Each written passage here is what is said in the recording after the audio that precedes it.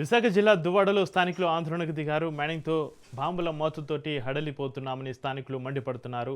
కొండ క్వారీ తవ్వకాలు నిలిపివేయాలంటూ నిరసన తెలిపారు. క్వారీని చుట్టుముట్టి లారీలు వెళ్లకుండా ఆపి ప్రయత్నం చేశారు. దుమ్ము ధూళితోటి ఆస్తమా, ఎలర్జీ వంటి వ్యాధులతోటి అనారోగ్యానికి గురవుతున్నామని గ్రామస్తులు వాపోయారు.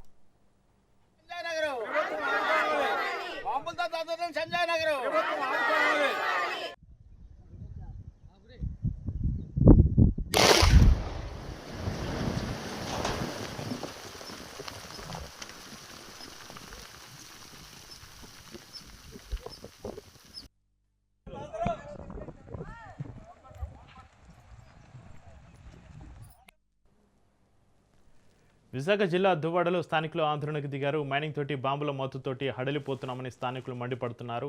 కొండ క్వారీ తవ్వకాలు నిలిపివేయాలంటూ నిరసన తెలిపారు. క్వారీని చుట్టుముట్టి లారీలు వెళ్లకుండా ఆపే ప్రయత్నం చేశారు. ఇక ఇదే అంశానికి సంబంధించి మరింత సమాచారాన్ని మా ప్రతినిధి కిరణ్ ఫోన్లైన్లో అందిస్తారు. Kiran, good morning Chakri. ఏదైతే విశాఖ జిల్లా పారిశ్రామికవాడిగా ఉన్నటువంటి గాజువాక అలాగే దువ్వాడ ప్రాంతాల్లో పెద్ద ఎత్తున మైనింగ్ జరుగుతున్నది. దీనికి సంబంధించి అక్కడ ఉన్నటువంటి స్థానిక ప్రజలందరూ కూడాను తీవ్ర ఆందోళన వ్యక్తం చేస్తారు. ముఖ్యంగా అర్ధరాత్రి పూట సుమారు 12-1 గంట అందరూ నిద్రావస్థలో ఉన్న సమయంలో మైనింగ్ బాంబులతో పేల్చి కొండలను పిండి చేసి వాళ్ళ వ్యాపారం కోసం, వాళ్ళ ధనార్జన కోసం ఈ రకమైనటువంటి చర్యలు చేపడుతున్నప్పుడు అక్కడ ఉన్నటువంటి స్థానికులందరూ కూడా పెద్ద ఎత్తున ఆవేదన వ్యక్తం చేస్తున్నారు. రాత్రి సమయాల్లో తమకి నిద్ర ఉండడం లేదని చెప్పి ముఖ్యంగా ఈ బాంబుల మోత కారణంగా ఒకసారిగా భయాందోళనకు గురి కావాల్సి వస్తున్నది.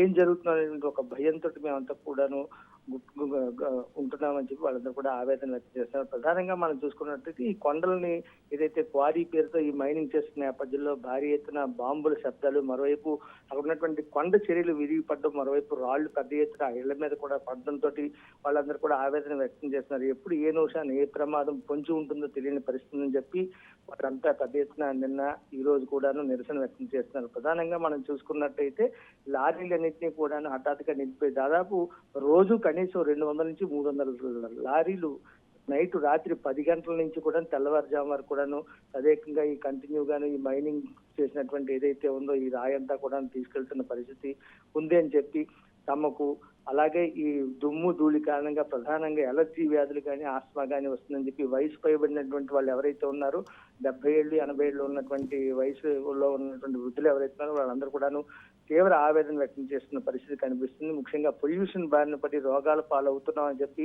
వైద్యులకు డబ్బు చెల్లించలేక మరోవైపు దవాఖానాలో మందులు కొనుక్కోలేని దుస్థితిలో తామంతా ఉంటున్నామని చెప్పి ఖచ్చితంగా అధికార యంత్రాంగం, అదేవిధంగా మైనింగ్ డిపార్ట్మెంట్ కూడా దీని మీద చర్యలు తీసుకుని వెంటనే ఈ వ్యాపార కార్యకలాపాలు ఎవరైతే నిర్వహిస్తున్నారో వాళ్ళందరి మీద కూడా చర్యలు తీసుకోవాలని చెప్పి మైనింగ్ ను తక్షణం నిలిపేయాలని చెప్పి వీళ్ళందరూ కూడా ఆందోళన వ్యక్తం చేస్తున్న పరిస్థితి నెలకొంది. Chakri. Right, thank you Kiran.